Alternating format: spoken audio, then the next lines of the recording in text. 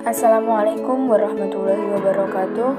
Perkenalkan, nama saya Farika Sukmawati, NIM 190351110071 dari Program Studi Manajemen Sumber Daya Perairan Universitas Trunojoyo Madura.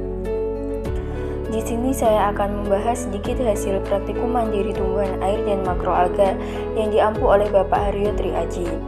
Yang pertama, definisi tumbuhan air. Tumbuhan air merupakan tumbuhan yang tinggal di sekitar air dan di dalam air yang berfungsi sebagai produsen penghasil energi pada suatu ekosistem. Tumbuhan air memiliki organ yang teradaptasi dengan lingkungan perairan atau tumbuh di dekat badan air, terendam sebagian atau seluruhnya. Penyebarannya meliputi perairan air tawar, payau sampai ke lautan dengan beraneka ragam jenis, bentuk, dan sifatnya. Sampel yang saya gunakan pada praktikum kali ini ada 3. Yang pertama, apu-apu atau Pistia stratiotes. Yang kedua, eceng gondok atau Euchornia crassipes. Dan yang ketiga, kangkung air atau Ipomea aquatica. Yang pertama, apu-apu atau Pistia stratiotes. Adapun klasifikasi tumbuhan air apu-apu adalah sebagai berikut: Kingdom Plantae, Subkingdom Tracheobintha, Superdivisi Spermatophyta, Divisi Magnoliophyta, kelas Liliopsida, subkelas Arecidae, ordo Arales, famili Araceae, genus Pistia, dan spesies Pistia stratiotes. Morfologi tumbuhan air apu-apu memiliki akar serabut yang menggantung terendam di bagian bawah daun yang mengembang. Daunnya berwarna hijau tebal, kenyal, dan lembut dengan ujung membulat dan pangkal agak meruncing. Tepi daun berlekuk-lekuk dan memiliki rambut tebal yang lembut pada permukaannya. Ukuran daun memiliki panjang sekitar 2-10 cm dengan lebar antara 2-6 cm. Bunganya berwarna keputihan berukuran sekitar 1 cm. Kemudian buahnya berbentuk bulat berwarna merah dan bijinya berbentuk bulat berwarna hitam. Habitat tumbuhan apu-apu adalah di air yang tenang seperti danau, kolam, rawa-rawa, hingga sungai yang aliran airnya tidak deras. Tumbuhan apu-apu tumbuh mengapung di permukaan air yang banyak terkena sinar matahari. Manfaat tumbuhan apu-apu bagi perairan adalah sebagai pembersih air, terutama untuk menyerap limbah akibat pencemaran bahan radioaktif dan logam berat yang terdapat di dalam air, dan juga bisa dijadikan sebagai tanaman hias pada kolam. Kemudian yang kedua adalah eceng gondok atau Euchornia crassipes.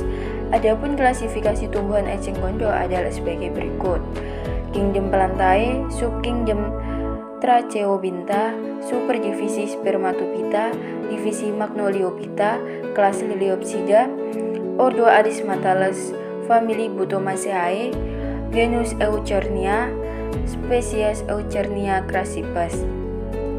Morfologi tumbuhan air eceng gondok adalah tidak mempunyai batang, daunnya tunggal dan berbentuk oval, ujung dan pangkalnya meruncing, pangkal tangkai daun menggelembung, permukaan daunnya licin dan berwarna hijau, bunganya termasuk bunga majemuk berbentuk bulir dan kelopaknya berbentuk tabung.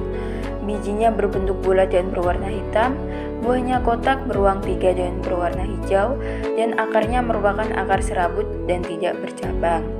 Habitat tumbuhan air eceng gondok tumbuh di kolam-kolam dangkal, tanah basah dan rawa, dan aliran air yang lambat seperti danau, tempat penampungan air, dan sungai. Manfaat tumbuhan eceng gondok bagi perairan adalah mereduksi limbah dan juga mampu menyerap zat organik, anorganik, serta logam berat lain yang merupakan bahan pencemar. Sampel yang ketiga adalah kangkung air atau Ipomea aquatica. Adapun klasifikasi tumbuhan kangkung air adalah sebagai berikut: Kingdom Plantae, Divisi Spermatophyta, Subdivisi Angiosperma, kelas Dicotyledoneae, ordo Convolvulaceae, famili Convolvulaceae, genus Ipomea, spesies Ipomea aquatica. Morfologi tumbuhan air adalah berakar serabut. Batang kangkung berwarna hijau bulat berkloroplas dan bagian tengahnya berlubang yang membantu tumbuhan ini dapat mengapung. Bentuk daunnya runcing dan ada juga yang tumpul. Permukaan atas daun berwarna hijau tua dan permukaan bawah daun berwarna hijau muda. Bunganya menyerupai trompet berwarna putih atau merah lembayung, dan buahnya berbentuk bulat yang di dalamnya berisi 3 bulir biji. Habitat alami kangkung air adalah di perairan yang tergenang, misalnya tumbuh di sawah, parit tepi sungai, atau bahkan di parit. Kangkung air umumnya tumbuh di daerah tropis dan subtropis, namun ada beberapa yang tumbuh di daerah sedang. Manfaat tumbuhan air bagi perairan adalah dapat menghasilkan oksigen dan menyerap nutrien yang masuk ke perairan seperti nitrogen dan fosfor. Terima kasih. Itu saja yang dapat saya sampaikan. Wassalamualaikum warahmatullahi wabarakatuh.